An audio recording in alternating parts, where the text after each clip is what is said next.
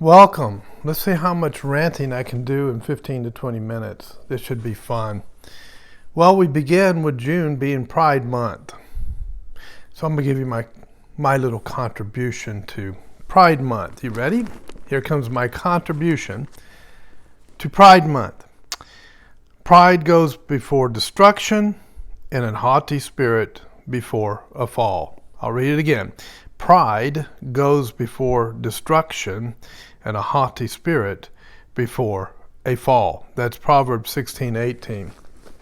There, I've done my duty for Pride Month. Now I'm going to celebrate the month with my biblical traditional family and enjoy this time. Thank you for giving me the opportunity to give my contribution to Pride Month. All right. By the way, I don't plan on attending any parades or anything this month either. They're just kind of blah, blah. That's the best description I can give of them. Blah. All right. So, go woke, go broke, right? Where did it begin? Oh, yeah. Let's see. Disney. Disney challenged DeSantis and decided they were going to try and take him on when it comes to certain things, when it comes to teaching children about sex education, as I recall. Also, as I recall, Disney, their stock started dropping like a rock. Bob Seger, like a rock, right? Like a rock. Dropping like a rock. Yeah. You don't want me singing Bob Seger. No.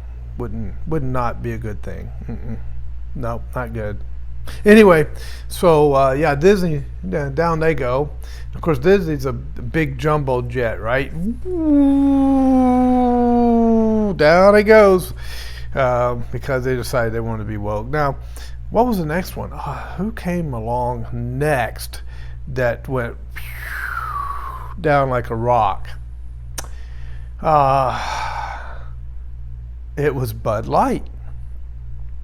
Bud Light. Give it 5 years and archaeologists are going to be looking for Bud Light cans just to prove that they actually existed. All right. Now, then after that, we have, we went from Disney to Bud Light. Oh, Target. Now that one, Target was actually shot down by anti-aircraft fire. Yeah, they hit the bullseye. They hit the target. Here comes Target. Down it goes. You know, I think there's some CEOs that need to be fired and some corporate boards that need to be replaced. I'm just saying. You know, I mean, they're not making the best business decisions. But why are they making these decisions? Well, they're making these decisions because there's an organization, I think its acronyms are HRC, that they basically what's happened is the woke people and the LGBTQ plus people got together and they said, yeah, I know what we'll do. We'll form an organization that will score these corporations, and we will score them based upon how they do as far as, adhering to the demands that we make of them, our agenda. If they carry out our agenda, we'll give them a good score. If they don't carry out our agenda, we will give them a bad score. And what did the CEOs and board of trustees of these corporations do? We better get a good score. Whatever. They form those type of organizations to give you a score.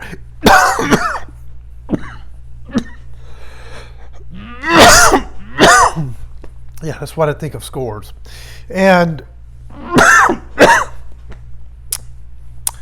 sorry. That kind of score just makes me, it just gets to me. Anyway, so they make up these scores for these corporations, and down they go. And so what do? They picket in front of the corporation. They get their signs. Ooh, you give a bad score. Ooh, what do? We do this. Um, we do this. Let me show you what we do. Nah, don't think I'm spending it at your store. I'm gonna go somewhere where they're not doing this woke nonsense. This money's gonna go somewhere else. So while they get a really good score, revenue drops like a rock. Revenue, that's a government term.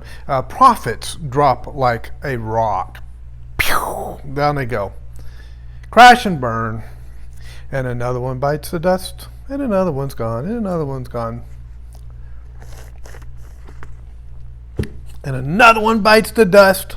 So anyway, they're biting the dust like crazy, folks. We are being effective with our dollars, not being spent in their stores. Good job. Keep it up, team. We're doing well. So that was on the woke front and the pride front. Now let's talk about how societies are manipulated and controlled, okay? How does the 1% globalist oligarch elite, if you want to call them elite, how do they manipulate and control us to get what they want out of us? Well, it's very simple. They give us scores. Oh, yeah, scores. That score thing just has a bad effect on me. Anyway, yeah, they give us scores. And it began with, I'm not going to include sports scores. Let's just take that and put it over here, because you got to know who wins or loses the game. I mean, come on. Why are you playing the game if you don't know who's winning or losing? Okay? I mean, what a boring game that would be. I mean, come on. You got to root for your team, right? But, yeah. Anyway. So, now I'm talking about scores that define us for life. Like A, B, C, D, F. Where did E go? I don't know. What did they do with the E? They skipped E and went to F. Failed. What does A stand for? Absent? No. That's a good score. Anyway, A, B, C, D, F. That's where they began the mind control and manipulation. They got us used to the idea, 12 years in school, and maybe even further. Well, point averages, right? 1.5, 4.0, that kind of thing. But when you're when you're in K-12, it's A, B, C, D, F, and you spend your first from age 6 or so, 5 or 6, all the way up to 17, 18 years old, living your life based upon a score. And so you've been conditioned most of your life to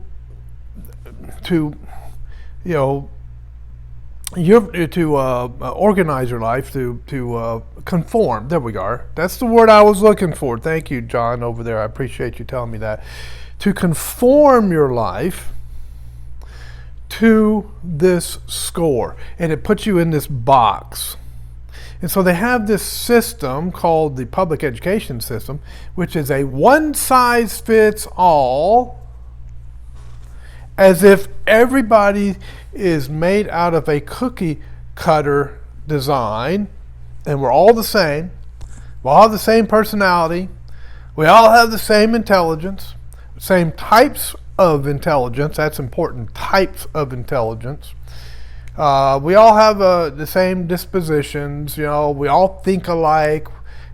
All this stuff. We all have the same body types, right? Yeah. There's never the skinny kid in school that gets picked on, right?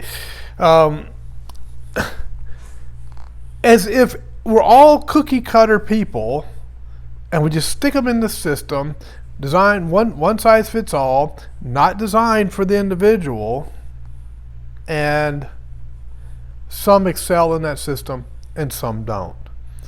And the ones that excel, they're the successful people. They're the smart people. They're the people they're the future of this country. Well, we've seen what the future of the country has gotten us, right?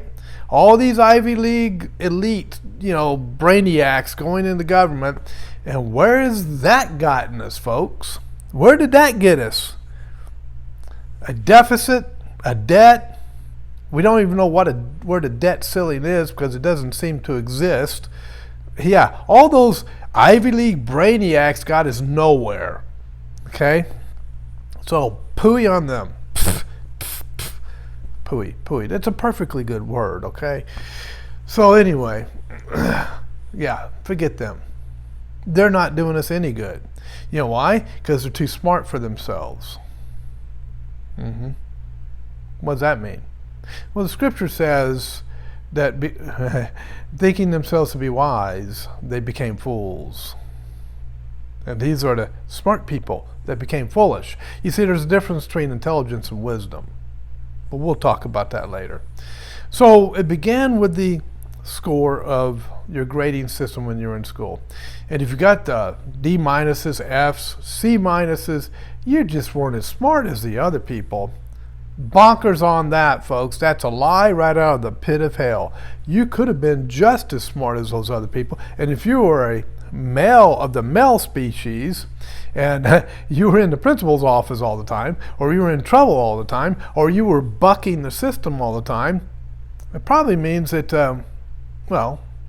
you were of independent thought, which means you were more intelligent than them, and you you figured out the game plan of the system. You figured out the system was rigged, and and you probably got angry about it, or you probably just said, forget it.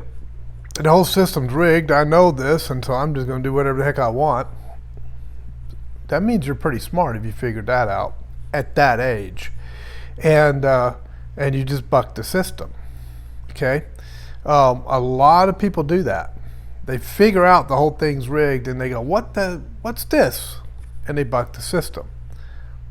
Now, I figured out the system was rigged, but I didn't really buck the system that hard because I also figured out, well, if I want to survive these 12 years in school, and since I'm not an adult and I don't have the ability to really buck the system that effectively, I might as well just do maybe just a little bit of bucking on the skirting line there, just enough to where I don't get myself into too much trouble. But I did figure out it was rigged. So what did that set us up for? That set us up for what is now known as the credit score. Now, most people today grew up with a credit score. We don't know of a time when there wasn't a credit score, but there was a time, not that long ago, when there wasn't a credit score. Go figure. And people did just fine. They survived just fine without it. So why did they create it if they were doing just fine without it and didn't need it? They created it for one reason only. Somebody who probably bucked the system when they were younger, who was high up in the banking system, a pure genius, figured out that, hey, they did this in school and it worked against us in school. Maybe we can make it work in the financial system.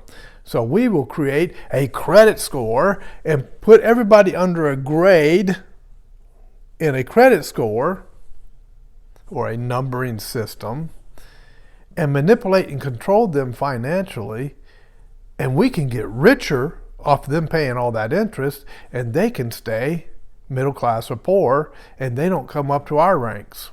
That's financially speaking.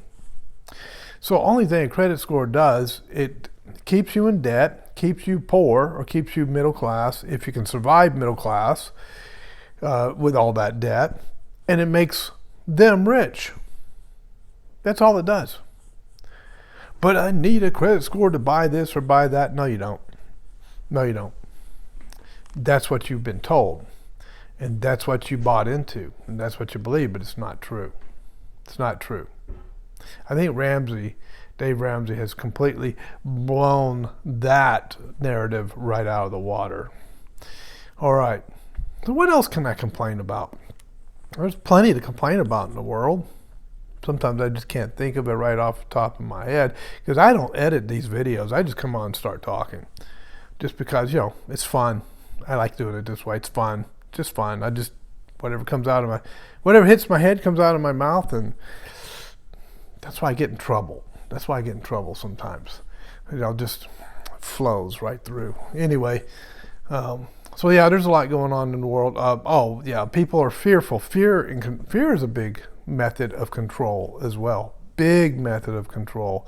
And I'm thinking maybe, possibly, because they want to create these 15-minute cities out of this UN Agenda 2030, that there's going to be something coming up here between now and 2030 that is going to put so much fear into people that they're going to voluntarily go into these 15-minute cities and live the way these globalist oligarchs want them to live. Just one more step toward them being, more powerful, richer, all that, and us being poorer. So it's going to be interesting to see how many people actually fall into that fear mongering, that fear tactic to get them to do what the powers that be want them to do, and how many buck against it. I wonder if it's going to be the A and B students run into the 15-minute city zones, and the D and F students buck the system. Wouldn't that be interesting? I'll see you next time. I'm sure there'll be something I can rant about in the future. Everyone have a wonderful day.